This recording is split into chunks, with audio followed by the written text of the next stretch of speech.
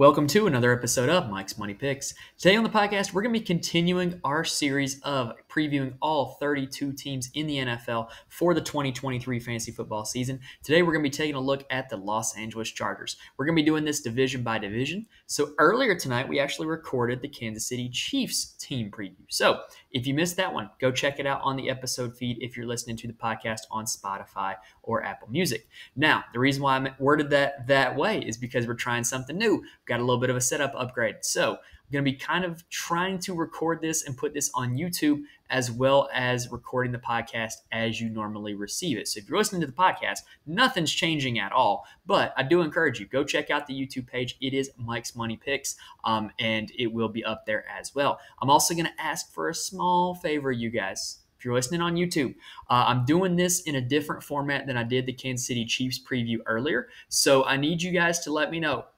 Comment on YouTube, reach out on Twitter at Mike's Money Picks. Let me know any way you can which format is better, the one that I did for the Chiefs video or the one that I did for the Chargers video.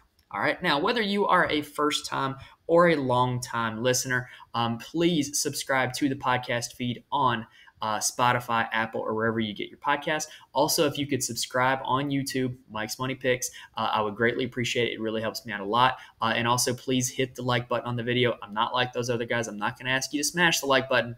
Just hit it. Just press it. Just click it. Just whatever you got to do. Click that like button, and it does help me out a lot. And lastly, I'm going to be talking about all formats of fantasy football for this preview. So whether you play redraft, if you play dynasty, if you play best ball, you can get a little something from this video. I personally have really enjoyed doing best ball drafts the last two off seasons. So if you want to give best ball a shot, I recommend the Underdog Fantasy app. Sign up on there. Use my promo code MConnolly88. It is my personal code. It is pinned on my Twitter at Mike's Money Picks. If you use that promo code MConnolly88, you will get your first deposit matched up to $100, and it also helps me out as well. All right, so without further ado, let's go ahead and start talking about the Los Angeles Chargers. Second place team in the AFC West last season, made it to the playoffs, disappointing playoff exit, but they've got a lot of guys who are going to be relevant for the 2023 fantasy football season. So let's go ahead and start with the breakdown. But first, a quick word from our friends at Spotify.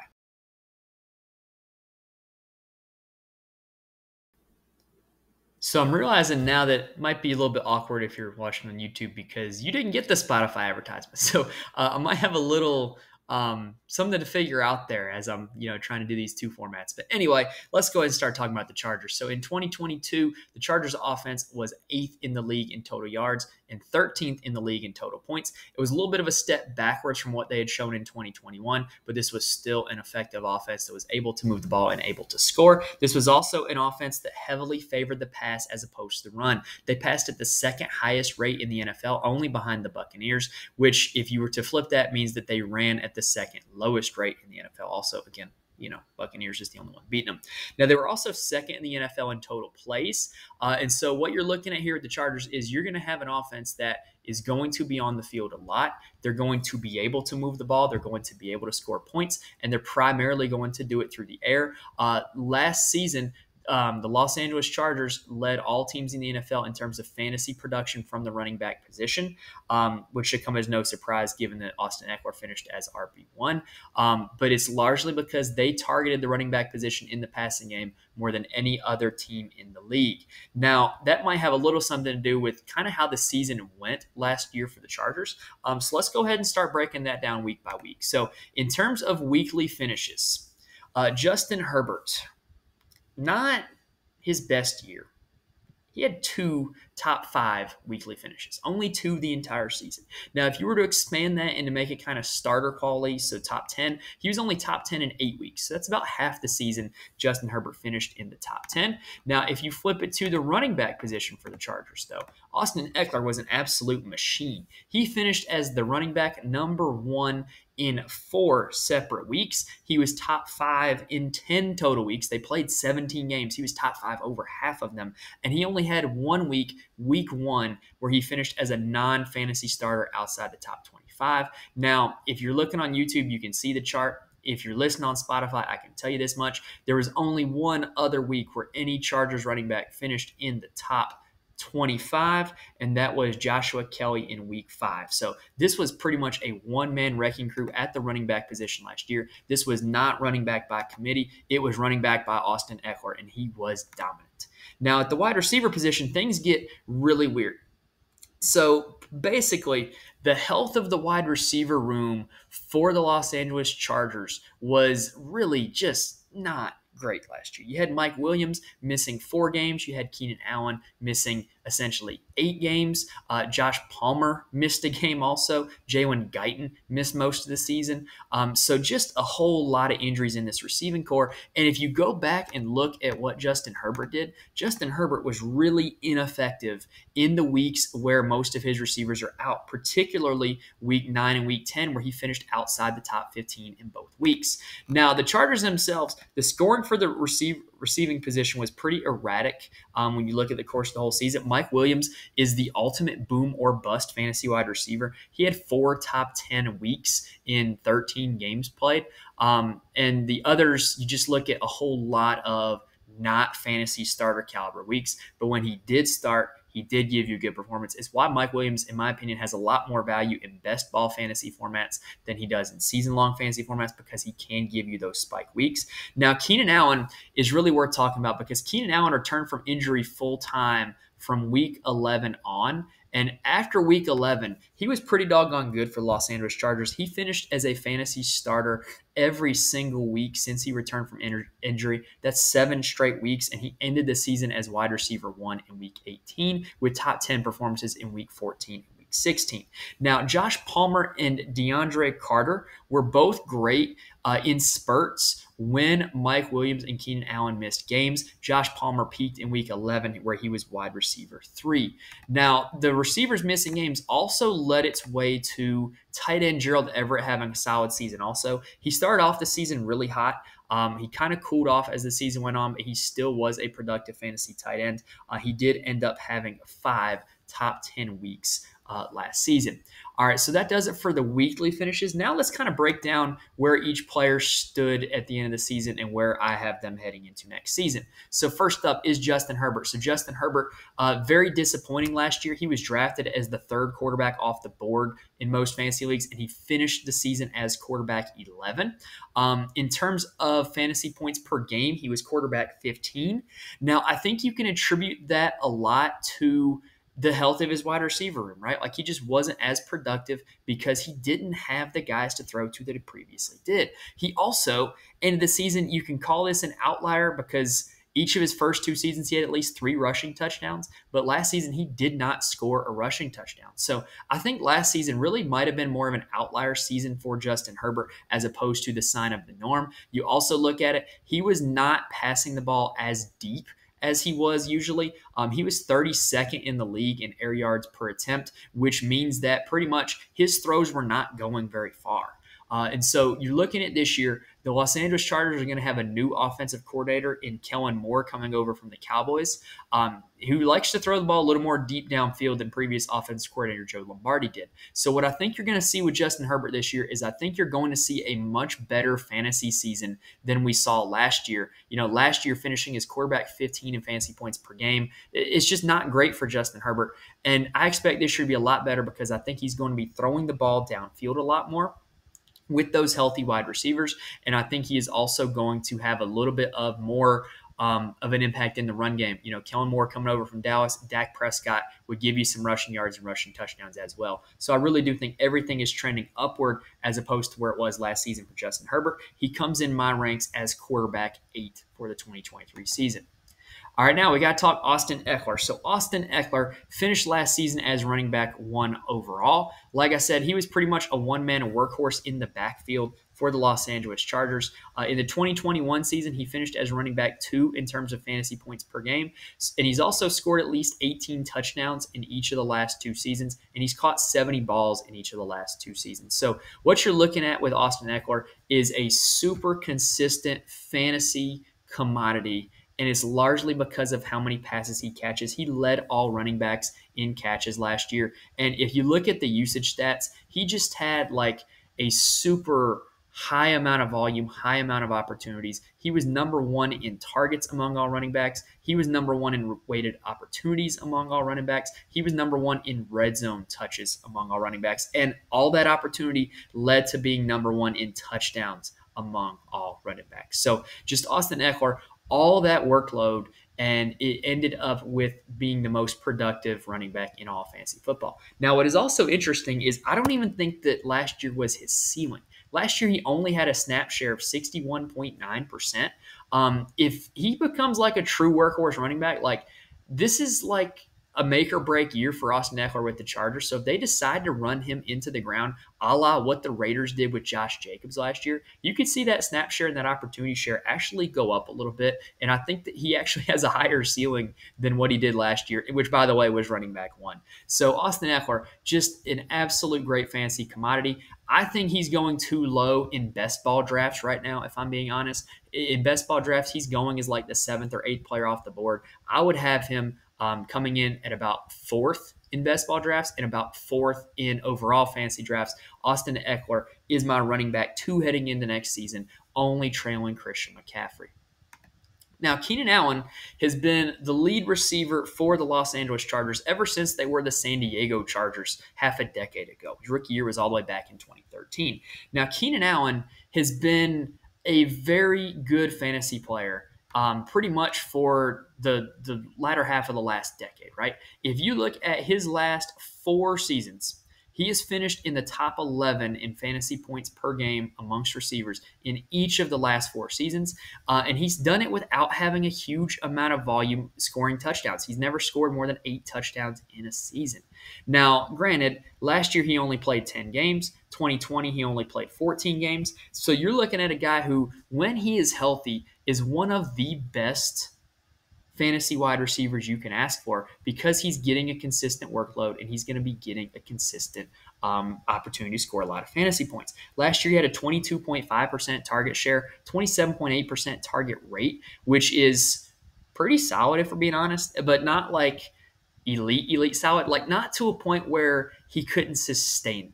Right? Like if you look at a lot of the total volume numbers for Keenan Allen, they're going to be skewed because of how many games he missed last season. So I like target share and target rate for giving a good picture of this guy was still heavily involved in the offense when he played. And we already mentioned earlier when he came back from injury, he was a fantasy starter week in and week out. So Keenan Allen should, if healthy, easily be able to come back to wide receiver 11 in terms of fantasy points per game. I think there are other guys who, because of his injury history, because of his age, I think there's some guys out there that have a little more upside than Keenan Allen. So Keenan Allen checks in as my wide receiver 16 heading into next season. And I think he's a great commodity in best ball. If you're going to be stacking with Justin Herbert, I think he's a great guy to have.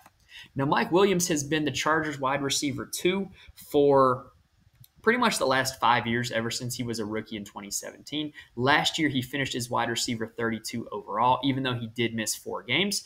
And so he did finish as wide receiver 20 in terms of fantasy points per game.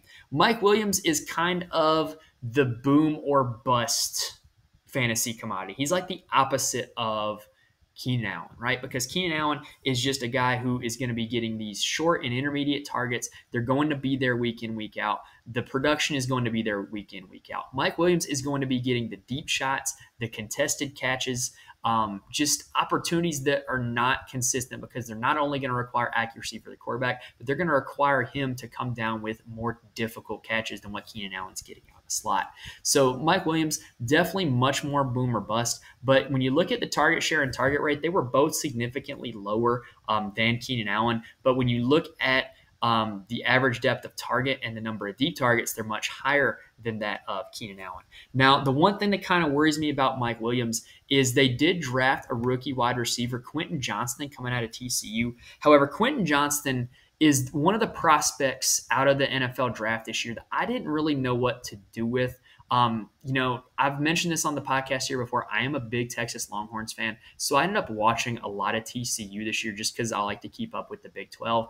And Quentin Johnston he's a good player, but he's a weird player because he's 6'3". You look at him and he just looks like an absolute physical specimen. He looks like a guy who's just be able to beat every corner to every jump ball, but that's just not how he plays. He's a 6'3" receiver that plays like he's about 5'11". Most of Quentin Johnston's big plays last season came from taking a screen pass or taking a slant route to the house from, pretty much the line of scrimmage, or it came in just absolutely torching a secondary in a blown coverage or, like a post route where he got inside leverage. And it just wasn't really – he's not the same type of player as Mike Williams. Mike Williams is the shot guy and the contested catch guy. Quentin Johnston is like the speed guy, the yards after the catch guy, even though in terms of height and weight, they're not too far apart. It's weird how two guys who are pretty much the same size play so differently. So also, when you take a look at Quentin Johnston's numbers in college, he did not command a whole lot of a target share. He only had a 21.2% target share at TCU last season. So I don't think he's going to be a guy that comes in and just immediately takes away all these targets from Mike Williams and from Keenan Allen. However, what I will say, Quentin Johnston is an insurance policy. He is a guy who, if Keenan Allen and Mike Williams get hurt, now you have a guy who profiles as a guy who can come in and carry a large target share, a guy who can come in and play a role out wide and give you a lot of production. And so I think, we use the term handcuff in fantasy a lot for running backs. I wouldn't say that Quentin Johnston is a handcuff, but Quentin Johnston is a guy whose value would go up exponentially should Keenan Allen or Mike Williams ever miss games. Now, injuries are super hard to predict. I would never be a proponent of expecting a guy to get injured. But if you are just banking on history and you're looking at what Keenan Allen and Mike Williams have done in their career and you're like, hey, I think it's fairly likely that these guys are going to get hurt, Quentin Johnston will be a good guy to invest in because I think he could be a primary beneficiary of that. Josh Palmer is still in Los Angeles as well. And another guy that I think is interesting, he didn't play much last season, but it was Jalen Guyton. In fact, let me take a look and see exactly how many games Jalen Guyton missed last year. So Jalen Guyton last year, he only played 3 games, but he was the Chargers' fastest wide receiver. He is their best deep threat. And so I actually really think Jalen Guyton needs to be on your radar if you're in a deep league or a dynasty league or a best ball league, because if Kellen Moore really opens up this offense and allows Justin Herbert to throw deep, then I think you're going to see some shots to Jalen Guyton as the team's fastest player. So in terms of wide receivers that are draftable in a standard redraft league, I got Keenan Allen as wide receiver 16. I got Mike Williams as my wide receiver 33, and I have Quentin Johnston as my wide receiver 47. If you are playing best ball, I really like taking Justin Herbert in best ball because I do think he's going to have some ceiling games with the offense being a little bit more opened up to him. And I would highly recommend stacking at least 2 of these guys if you're playing best ball because, again, you don't know what's going to happen with the health. And Quentin Johnston, he's going to be a big play guy. He's going to be a guy who might only take 2 catches to get you 15 fantasy points. So I would be a big proponent of taking Mike Williams, Quentin Johnston, and Keenan Allen, at least getting 2 of them in your best ball leagues. It would probably be a little bit easier to get Mike Williams and Quentin Johnston. Now, let's talk about the tight end position real quick. So Gerald Everett, I had the perception last year that he was doing better than he was, but he finished his tight end 13. I really felt like, just my perception when I went back and looked at numbers, I really felt like he was a top 10 fantasy tight end last year, but I guess not. But he did finish his tight end 13.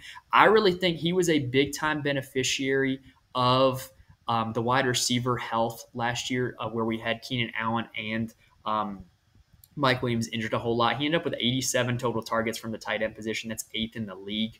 And he played a lot out of the slot as well. That's kind of the health of Keenan Allen impacting that. He ran played 182 snaps out of the slot position and ran 398 total routes from his tight end position. So you're just looking at a guy who had a lot of big-time volume because of the injuries. I don't know if that volume is going to be there. However, what I will say is that with Kellen Moore coming over, Kellen Moore is a guy who pretty much revolutionized Dalton Schultz's career in the last 2 years, taking him from a guy who nobody had heard of into one of the top 5 tight ends in fantasy football last year.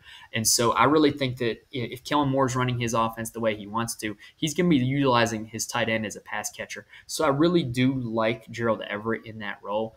However, I I just think there's other guys with more upside. I think that volume's not going to be there because of all the health issues that they had last season. So I do have Gerald Everett as my tight end 17 heading into next season.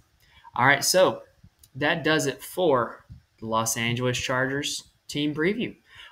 So hopefully you got all the information that you need there in terms of where you want to draft these Chargers, whether it's your redraft league, your dynasty league, your best ball league. Hopefully we went over all the relevant stats you need to know about this Chargers offense and about what you can look forward to heading to next season. Like I said, I really think this is going to be a good year for the Chargers offense. I really like Justin Herbert. I think last year was the exception, not the norm. And I really do think that this could be a big bounce back year for him with that healthy and expanded receiving corps. So really looking forward to seeing what the Chargers do. Now, if you are watching on YouTube, please hit the like button. Please subscribe to the channel. Really does help me out a lot. If you're listening to the podcast, subscribe to the podcast feed. That helps me out a lot also. Please rate and review on Spotify or on Apple. And then also, as I asked at the start of the video, if you watch this video and the Chiefs video, please let me know which format you like better. I'm trying to figure out a way that I can do this efficiently while giving you guys the information that you need. So I got those two formats. Please let me know in the comments which one you like better, or reach out to me on Twitter at Mike's Money Picks. You can comment through there as well. Also, if you subscribe to the podcast feed, you will be notified when new episodes drop. Like next week, we're going to have a lot of content coming your way for golf's U.S. Open. It's a big week in the sport of golf, so I'm definitely looking forward to that. We're also going to have all other 30 NFL teams with a team preview here coming to the podcast, so you'll be notified when those drop also. All right, that does it for this episode, guys. Best of luck to you in all your fantasy endeavors in 2023. Thank you guys for listening. I will see you next time.